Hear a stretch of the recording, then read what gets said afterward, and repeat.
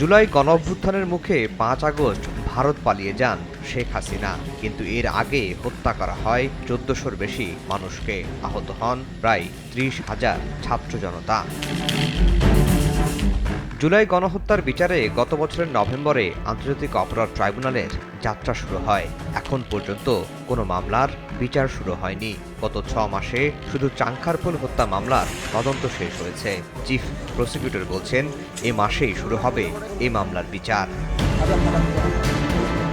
শুক্রবার এক ফেসবুক পোস্টে ট্রাইব্যুনালের চিফ প্রসিকিউটর জানিয়েছেন, সোমবার শেখ হাসিনার মামলার তদন্ত রিপোর্ট হাতে পাবেন তারা। এরপর আনুষ্ঠানিক অভিযোগ দাখিলের মধ্য দিয়ে বিচার শুরু হবে।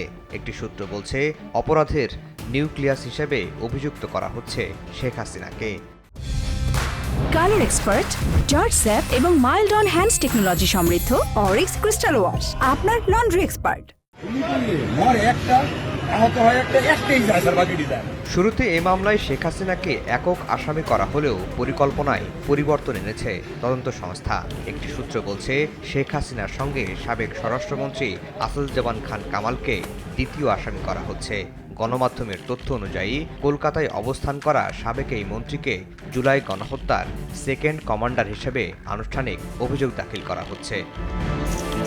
শেখ হাসিনা ও আসাদুজ্জামান খান পলাতক হওয়ায় এ মামলায় তৃতীয় আসামি হিসেবে অন্তর্ভুক্ত করা হচ্ছে সাবেক পুলিশ মহাপরিদর্শক চৌধুরী আব্দুল্লাল মামুনকে। আন্দোলন দমনে পুলিশের নির্বিচারে হত্যা, হেলিকপ্টার থেকে গুলি করা সহ আইনশৃঙ্খলা বাহিনীর অপরাধের দায় আনা হচ্ছে তার বিরুদ্ধে। মামুনকে কয়েক দফা জিজ্ঞাসাবাদে গুরুত্বপূর্ণ তথ্য মিলেছে বলে জানিয়েছে প্রসিকিউশন। আফজাল হোসেন, সময় সংবাদ, ঢাকা।